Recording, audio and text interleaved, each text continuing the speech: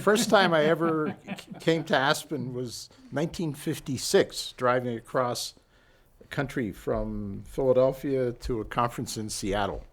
And I thought it was absolutely spectacular. I remember we went to the Maroon Bells on a road that maybe exists now, covered with concrete, maybe not.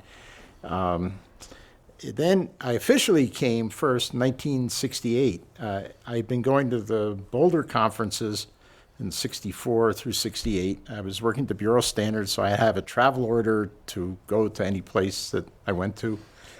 And I heard there was this wonderful group of people in Aspen. So I amended my travel orders to include spending some weeks in Aspen, and the whole family drove in a station wagon. And I appeared at the front desk, and as soon as I walked in the front of Stranahan, I figured, I'm home. This is it. I mean, it was just a wonderful feeling. And then Mike Cohen started to find me a place to live. Ruby Scher came in just then and said, I got a place next to me in Chamonix, and we went up there and were absolutely entranced.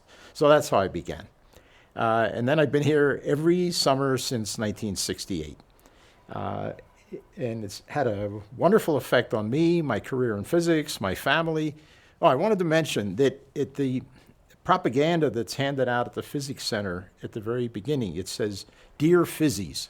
The term Phyzzies was invented by my oldest daughter, Sasha, when she was here. And then it got picked up by Candy when she was a secretary, and it just became general usage. So I wanted to give my daughter that plug. Now, a lot of my physics program actually got starts right here in Aspen. For example, one day in the 70s, I was sitting on a bench with Mike Cornwall. And Mike says, "Syd, what do you know about the properties of a 3GeV 0++ glue ball?" I said, "Nothing. Why?" And he told me, and the reasons were all wrong.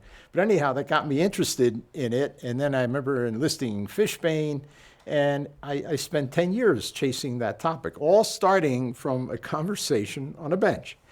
Other examples, I've been working on quark and lepton masses for now almost 20 years. That again started here in Aspen with Peter Kaus, and there are other examples.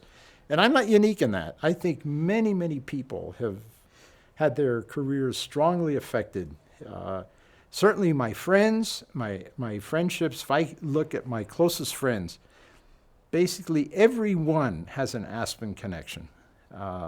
I mean, something like this guy I've known since 1952, something like that. We were in graduate school together at the University of Pennsylvania. Pinsky I met in Israel in 68, and then he's been coming here, and we've become bosom buddies. So, and the people who are filming this project, likewise. So it's had a huge impact on my career and on my social life. And why does one work? Why do you care so much? It's just, I love the place. I want to see it succeed. It's changed a huge amount over the years. It's become a much more formal institution. We all go through this business of longing for some good old day aspects. Well, that's not going to happen. I mean, the place has changed. And the rest of the world changes, the rest of the country changes, and so the Physics Center changes. And I think it's just a natural evolution. And some of us try to guide it some in directions that we like. But we have no way of predicting what's going to happen 5 years from now, 10 years. A good example is just the technology. When a few years ago, we were worrying about how should we deal with the internet. So we made Ethernet connections in every office. Well, lo and behold, those become irrelevant. We spent some large amount of money doing that, and now everything is wireless. So just as there are technological changes, there are going to be sociological changes in how the Physics Center works. Now, I think I was asked to say something about the winter conferences. It's just generally what makes you willing to take on responsibilities, and name one or two of the responsibilities. Okay. Mainly, I think I do things like I was in charge of the winter conferences for about 10 years or so. And primarily it's fun. I mean, I like to do such things. When I was at the Bureau of Standards, where I spent 28 and a half years, big chunk of my career, I had an executive rank, but I did no executing. It was just doing science. I think I was on one major committee during the entire time. On the other hand, the thing I did like to do was organize conferences.